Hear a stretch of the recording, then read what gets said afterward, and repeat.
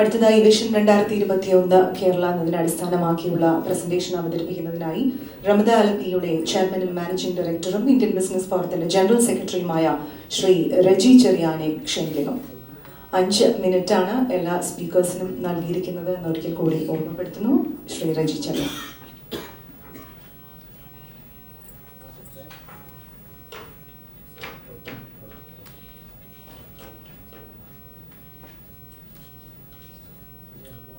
Good evening to all. ബഹുമാനപ്പെട്ട നമ്മുടെ ഏറ്റവും പ്രിയങ്കരനായ opposition leader Shri Ramesh Chennithala, mister Shamsuddin bin Mohiddin, ഈ കൂട്ടായ്മയിൽ പങ്കെടുത്തതിന് സന്തോഷവും സ്നേഹവും അറിയിച്ചുകൊള്ളട്ടെ.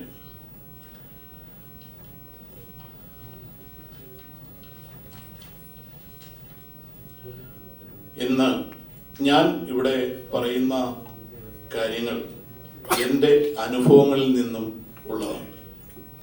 ഞാൻ കേരളത്തിൽ ടൂറിസം സെക്ടറിൽ കഴിഞ്ഞ 6-7 വർഷമായിട്ട് ബിസിനസ് ചെയ്യുന്നു. പ്രവാസിയെ സംബന്ധിച്ചിടത്തോളം പ്രവാസികൾ നാട്ടിൽ ചെന്ന് ഒരു ബിസിനസ് തുടങ്ങുമ്പോൾ ഇടത്തരം പ്രവാസികൾ വളരെ മോശമായ രീതിയിലുള്ള അനുഭവങ്ങളാണ് അവർക്ക് ഉണ്ടായിക്കൊണ്ടിരിക്കുന്നത്. പൊതുപ്രവർത്തകരോ രാഷ്ട്രീയക്കാരോ അത് വളരെ കുറവായിരിക്കും. പക്ഷേ നമ്മൾ അനുഭവിക്കുന്നത് നമ്മുടെ നാട്ടിലെ ഉദ്യോഗസ്ഥരിൽ നിന്നാണ് കൂടുതൽ പീഡനങ്ങൾ അനുഭവിക്കുന്നത്. ഇതിന് ഉണ്ടാകുന്ന കാരണം പ്രാദേശിക സ്ഥലങ്ങളിലാണ് നമ്മൾ ഇടത്തരം പ്രവാസികൾ കാര്യങ്ങൾ ചെയ്യുന്നത്. അപ്പൊ ഈ പ്രാദേശിക തലങ്ങളിലെ ഒരു തദ്ദേശ സ്വയംഭരണ സ്ഥാപനങ്ങളിൽ ഇരിക്കുന്ന ഉദ്യോഗസ്ഥർ അവർ എന്തും ചെയ്യാൻ അവർക്ക് ധൈര്യം കൊടുക്കുന്നത് ചില അവിടുത്തെ അധികാരം കൈയാളുന്ന ചില കൗൺസിലർമാരോ അതിന്റെ മെമ്പർമാരോ ഇവരുടെ ഒക്കെ ധൈര്യത്തിലാണ് ഈ ഉദ്യോഗസ്ഥർ നമ്മളെ ഏത് രീതിയിലും ഏത് ബിസിനസ്സിന് എവിടെ ചെന്നാലും അവിടെ നമ്മൾക്കുണ്ടാവുന്ന അനുഭവം വളരെ മോശമാണ്. ഒരു ബിസിനസ് നിന്നും നമ്മൾ പറയുന്നു വരൂ കേരളത്തിലോട്ട് വരൂ ബിസിനസ് ചെയ്യാമെന്ന് പറയുമ്പോൾ പല അനുഭവങ്ങൾ നമ്മൾക്കുണ്ട്. ഈ അടുത്ത സമയങ്ങളിലാണ് പല ആൾക്കാരും ബിസിനസ് ചെയ്യാൻ പോയി കഴിഞ്ഞാൽ അവിടെ അവരോട് ഈ ഉദ്യോഗസ്ഥർ ബുക്കുകളിലെ നിയമങ്ങളും പറഞ്ഞ് കാര്യങ്ങളും പറഞ്ഞ് അവരെ ബുദ്ധിമുട്ടിപ്പിച്ച് നടത്തി വർഷങ്ങൾ ഒരു പ്രൊജക്റ്റിന് പ്രപ്പോസൽ കൊടുത്താൽ അത് അപ്രൂവൽ കൊടുക്കാൻ വേണ്ടി എടുക്കുന്നു. ഇങ്ങനെ അവൻ ബുദ്ധിമുട്ടി അവസാനം അവൻ തിരിച്ചു വരുന്നു. നമ്മുടെ എല്ലാം പ്രതീക്ഷയാണ് രമേശ് ജി. നമ്മൾക്ക് വേണ്ടത്, ഞാൻ രമേശിയോടെ കുറച്ചു മുമ്പ് പറഞ്ഞിരുന്നു, കാരണം ഇവിടെ നമ്മുടെ ഏത് സർക്കാർ വന്നാലും ഈ അടുത്ത സമയങ്ങളിൽ കാണുന്നത് എല്ലാം 3-4 വലിയ വ്യവസായികളിൽ മാത്രം ഒതുങ്ങുന്നു. ഞാൻ കഴിഞ്ഞ ലോക കേരള സഭയിൽ ഒരു ക്ഷണിതാവായിരുന്നു. ഞാൻ അവിടെ ചെന്നപ്പോൾ അവിടെയും കാണുന്നത് 3-4-5 പേർ അവരിയ്ക്കുന്നു, അവർ സംസാരിക്കുന്നു, അവരുടെ പ്രൊജക്ട് അവർ ഡിക്ലെയർ ചെയ്യുന്നു, അവിടെ കഴിയുന്നു. ബാക്കി വന്നിരിക്കുന്ന ആൾക്കാരിൽ ഇപ്പോൾ നോക്കി ഇവിടെ ഇരിക്കുന്ന ഈ ബിസിനസ്സുകാരിൽ ഞാൻ കണ്ടിട്ടില്ല, ഒരു മുഖം പോലും ഞാൻ അവിടെ കാണാൻ സാധിച്ചിട്ടില്ല എനിക്ക്. കാരണം ഇവരെ ആരെയും, ഈ നമ്മുടെ ഇടത്തരം ബിസിനസ്സുകാരെ നമ്മുടെ സർക്കാർ കാണുന്നില്ല, അറിയുന്നില്ല.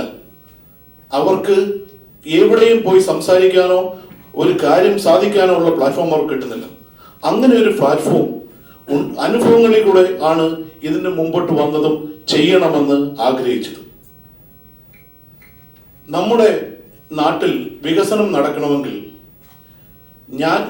എനിക്ക് രമേശിയോട് പറയാനുള്ള ഒരു പ്രപ്പോസൽ, ജില്ലാ തലങ്ങളിലോ തദ്ദേശ സ്വയംഭരണ സ്ഥാപനങ്ങളിലോ പ്രവാസി ഇൻവെസ്റ്റ്മെന്റ് സെല്ല് രൂപീകരിച്ച് ഉദ്യോഗസ്ഥന്മാരെ ഒഴിവാക്കി നിർത്തി ഒരു സംരംഭകൻ നാട്ടിൽ ചെന്ന് കഴിഞ്ഞാൽ അവൻ തന്നെ നടന്ന് അവനെ വർഷങ്ങൾ നടത്താതെ ഇത് ഒരു പ്രപ്പോസൽ മേടിച്ചു കഴിഞ്ഞാൽ തദ്ദേശ സ്വയംഭരണ സ്ഥാപനങ്ങളിലോ മുനിസിപ്പാലിറ്റികളിലോ കോർപ്പറേഷനുകളിലോ ഇവർക്ക് ഇത് ചെയ്തു കൊടുക്കാൻ സാധിക്കും. ഈ ഒരു സെല്ലാണ് ഇതിന്റെ ഉത്തരവാദിത്വം ഏറ്റെടുക്കേണ്ടത്. അങ്ങനെ ഒരു സെല്ല് രൂപീകരിക്കണം എന്നാണ് ഇനിയും എനിക്കും ഇവിടെ രമേശോട് അഭ്യർത്ഥിക്കാനുള്ളത്. നമ്മുടെ സർക്കാർ 3 or 4 ആൾക്കാരെ അല്ലെ 5 ആൾക്കാരെ നോക്കി പ്രവാസികളെ നിർണയിക്കരുത്.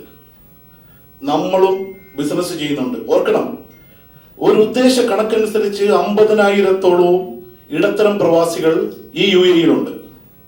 ഇതിൽ 5,000 പേർ ഇന്ന് 2 കോടി രൂപ വെച്ച് ഒരാൾക്ക് എടുക്കാൻ ഒന്നുമല്ല. അവരെടുത്താൽ അത് 10,000 കോടിയാവും. ഈ 10,000 കോടി കേരളത്തിൽ ഇൻവെസ്റ്റ് ചെയ്താൽ അതും ആ വ്യത്യാസം എന്ന് നമ്മുടെ സർക്കാർ കാണുന്നോ അന്നായിരിക്കും നമ്മൾക്ക് എല്ലാവർക്കും എവിടെയും ചെന്ന് നിന്ന് ധൈര്യമായിട്ട് പറയുവാൻ സാധിക്കുന്നത്. ഈ ഒരു രീതിയിൽ നമ്മുടെ ഇനിയുമുള്ള സർക്കാരുകൾ എങ്കിലും നമ്മളെ കണ്ട് ഇടത്തരം പ്രവാസികൾക്കും അവനും നിൽക്കാനും ബിസിനസ് ചെയ്യുവാനും അവസരം ഉണ്ടാക്കി കൊടുക്കണമെന്നാണ് എൻ്റെ അഭ്യർത്ഥന. അടുത്തായിട്ട് എനിക്ക് തന്നിരിക്കുന്നത് സിംഗിൾ വിൻഡോ ക്ലിയറൻസ്. കുറെ നാളുകൊണ്ട് കേൾക്കുന്നുണ്ട്, കേൾക്കുവാൻ വളരെ സുഖമുണ്ട്. പക്ഷേ ഇവിടെ ഇരിക്കുന്ന ഏതെങ്കിലും ഒരു ഇടത്തരം പ്രവാസിക്ക് സിംഗിൾ വിൻഡോ യൂസ് ചെയ്യാൻ പറ്റിയിട്ടുണ്ടോ? ആ പ്രപ്പോസൽ എന്താണെന്ന് അവർ അറിഞ്ഞിട്ടുണ്ടോ? അവർ ഇതും കൊണ്ട് ഒരു മുനിസിപ്പാലിറ്റിയിലോ പഞ്ചായത്തിലോ കോർപ്പറേഷനിലോ ചെന്നാൽ അവിടുത്തെ ഉദ്യോഗസ്ഥന്മാർക്ക് അറിയില്ല എന്താണ് സിംഗിൾ വിൻഡോ ക്ലിയറൻസ് എന്ന്. അവർ അതിനെ ഇട്ട് ഉരുട്ടി നിരക്കി മുമ്പോട്ട് കൊണ്ടുപോകും. ഏറ്റവും നമ്മുടെ നാട്ടിലെ സംരംഭകർക്ക് ഏറ്റവും വലിയ പ്രശ്നമുണ്ടാകുന്ന ഏറ്റവും വലിയ ഒരു പ്രശ്നമുള്ള ഡിപ്പാർട്ട്മെന്റ് ആണ് പൊല്യൂഷൻ കൺട്രോൾ ബോർഡ്. കോഴിയെ വളർത്തണമെങ്കിലും പൊല്യൂഷൻ കൺട്രോൾ ബോർഡിന്റെ ക്ലിയറൻസ് വേണം. ഏറ്റവും കൂടുതൽ അഴിമതി നടക്കുന്ന, ആരും ശ്രദ്ധിക്കാതെ കിടക്കുന്ന ഒരു ബോർഡാണ് പൊല്യൂഷൻ കൺട്രോൾ ബോർഡ്. ഓരോ ജില്ലയിലിരിക്കുന്ന ഈ ഉദ്യോഗസ്ഥന്മാർക്ക് അവരുടെ ബിനാമി കോൺട്രാക്ടേഴ്സ് ഉണ്ട്. എവിടെയും കയറുക, പ്രശ്നങ്ങൾ ഉണ്ടാക്കുക, അവസാനം അവർ തന്നെ പറയും ഞാൻ 4 പേരുടെ നമ്പർ തരാം, വിളിച്ചു, നിങ്ങൾ ചെയ്യിപ്പിച്ചു. ഈ 4 പേരും ഈ ആളുമായിട്ട് കോൺട്രാക്റ്റാണ്, കമ്മീഷനാണ്. ചെല്ലുന്ന പ്രവാസി പറഞ്ഞോട്ട് ഇനി 120 ദിവസമേ ഉള്ളൂ. ഈ 120 ദിവസം കൊണ്ട് അവൻ എവിടെ പോവാനാണ്? നമ്മുടെ നാട്ടിൽ പോയി ബാധ്യ സർട്ടിഫിക്കറ്റ് എടുക്കുമ്പോഴത്തേക്ക് 2 ആഴ്ച പോയി. കാരണം ഒരു ബാധ്യ സർട്ടിഫിക്കറ്റ് എന്റെ വീട് ഞാൻ താമസിക്കുന്നത് വില്ലേജ് ഓഫീസിനോട് ചേർന്നാണ്. ഞാൻ പോയി അത് അപ്ലൈ ചെയ്താലും ഇതാണ് നമ്മുടെ അവസ്ഥ. ഇതിനെല്ലാം മാറ്റം വരണം. പൈസ ഇൻവെസ്റ്റ് ചെയ്യാൻ വരുന്നവനെ റെസ്പെക്ട് ചെയ്യണം. അവന് വേണ്ട പ്രശ്നങ്ങൾ പരിഹരിച്ചു കൊടുക്കണം. നമ്മൾ പുതിയ ആൾക്കാർ വരൂ ഇൻവെസ്റ്റ് ചെയ്യാനെന്ന് നമ്മുടെ സർക്കാരുകൾ പറയുമ്പോൾ ഒരു കാര്യം നമ്മുടെ സർക്കാർ മനസ്സിലാക്കണം. ഇവിടെ നിന്ന് കഷ്ടപ്പെട്ട് വളരെ പ്രയാസപ്പെട്ട് ജീവിതത്തിൽ ഉണ്ടാക്കി ഇതെല്ലാം കൊണ്ടുപോയി കേരളത്തിൽ ഇൻവെസ്റ്റ് ചെയ്തിട്ട് തുടങ്ങാൻ പറ്റാതെ യാതൊരു നിവൃത്തിയുമില്ലാതെ കഷ്ടപ്പെടുന്ന ഒത്തിരി പ്രവാസികളുണ്ട്. വലിയ കുഴപ്പമില്ലാതെ നടത്തിക്കൊണ്ട് പോകുന്നവരുമുണ്ട്. ഇന്ന് വരെയും നമ്മുടെ ഒരു ഗവൺമെന്റുകളും നമ്മുടെ നാട്ടിൽ ആരാണ് ബിസിനസ് ചെയ്യുന്നതെന്നോ എത്ര മിഡിൽ ക്ലാസ് പ്രവാസികൾ ഉണ്ടെന്നോ എത്ര കോടി ഇൻവെസ്റ്റ് ചെയ്തിട്ടുണ്ടെന്നോ യാതൊരു കണക്കും നമ്മുടെ ഒരു ഗവൺമെന്റിന്റെ കയ്യിലുമില്ല. അവര് എവിടെ ഇപ്പം തന്നെ അവിടെ ജിം എന്ന് പറയുന്ന ഒരു സംഭവം നടന്നു. ഇൻവെസ്റ്റ്മെന്റ് ഓപ്പർച്യൂണിറ്റി ആയിരുന്നു. അവിടെ ആരായിരുന്നു ഉണ്ടായിരുന്നത്? ഞാൻ കണ്ടിട്ടില്ല ഒരു മിഡിൽ ക്ലാസ് പ്രവാസികളെ. അവിടെയും 4 or 5 പേർ അവര് പറയുന്നു, അവര് നടത്തുന്നു, ക്ലിയർ ആയി പോകുന്നു. പാവപ്പെട്ട വേറെ ഒരു പ്രവാസിയും, നമ്മുടെ മലയാളിക്ക് ഒരു കുഴപ്പമുണ്ട്, നമ്മളെ ക്ഷണിച്ചെങ്കിലേ നമ്മൾ പോവും, ക്ഷണിച്ചില്ലേ നമ്മൾ പോവില്ല. നമ്മളെ ആരെയും ഇന്ന് വരെ ക്ഷണിച്ചതായിട്ട് ഒരു അറിവുമില്ല. നമ്മുടെ ലിസ്റ്റ് സർക്കാരിന്റെ കയ്യിലില്ല. അപ്പം ഞാൻ പറയുന്നത്, ഇനിയും സാജന്മാരുണ്ടാവാതിരിക്കാൻ നമ്മുടെ നാട്ടിൽ 100 കോടിയും 10 കോടിയും 50 കോടിയും മുടക്കിയിട്ട് 1, 2, 5 കോടി രൂപ ഇല്ലാതെ ആ പ്രസ്ഥാനം നടത്താൻ വയ്യാതെ കഷ്ടപ്പെടുന്നവർക്ക് സഹായം വ്യവസായ വകുപ്പ് കൊടുക്കണം. കാരണം സർക്കാരിൻ്റെ ഗ്യാരണ്ടിയാണ് അവൻ ഇൻവെസ്റ്റ് ചെയ്തത് മൊത്തം. അങ്ങനെ ആത്മഹത്യകൾ കുറയ്ക്കണം. കാരണം ഈ ഉള്ള ജനറേഷനുള്ള മിടുക്കന്മാരാണ്. അവരിപ്പം പൈസ ഉണ്ടെങ്കിൽ അവർ ചിന്തിക്കും, ആഫ്രിക്ക പോയാലും നൈജീരിയ എവിടെ പോയാലും ബിസിനസ് ചെയ്ത് സുഖമായിട്ട് ജീവിക്കാം, ഞാൻ എന്തിന് കേരളത്തിൽ പോകണം.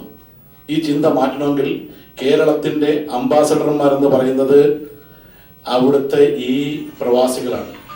ഒരു പ്രവാസി അവിടെ ബിസിനസ് ചെയ്യുന്ന പ്രവാസികളെയും അവിടെ പ്രശ്നങ്ങളുള്ള പ്രവാസികളെയും കണ്ട് അവരുടെ പ്രശ്നം പരിഹരിച്ചാൽ, ഞാൻ ബിസിനസ് ചെയ്യുന്നൊരു പ്രവാസി ആയതുകൊണ്ട് എന്നോടെയാണ് ഇവിടുത്തെ പ്രവാസികൾ ചോദിക്കും. ഒരാൾ എന്നെ പരിചയമുള്ളവരോട് ചോദിക്കും, എങ്ങനെയുണ്ട് നാട്ടിൽ? ഇപ്പൊ ഇവിടെ കണ്ടപ്പോൾ പല ആൾക്കാരും ചോദിച്ചു, എങ്ങനെയുണ്ട് നാട്ടിൽ ബിസിനസ്? ഞാൻ അതിന് മറുപടി കൊടുക്കുമ്പോൾ അവർ ചോദിക്കും, എനിക്ക് എന്തെങ്കിലും വന്ന് ചെയ്യണമെന്നുണ്ട്, എങ്ങനെയുണ്ട്? ഞാൻ ഇങ്ങനെ പറയും അവരോട് സഹോദരാന്ന് പറയണമെങ്കിൽ അതിന് അവസരം നമ്മുടെ നാട്ടിലുണ്ടാക്കണം. രമേശ് ഞങ്ങളുടെ പ്രതീക്ഷയാണ്. ഈ പ്രതീക്ഷ ഞങ്ങൾ വിശ്വസിക്കുന്നു. ഞങ്ങൾക്ക് അങ്ങയിൽ നിന്ന് എല്ലാ സഹായവും ഞങ്ങളെ കേൾക്കണം.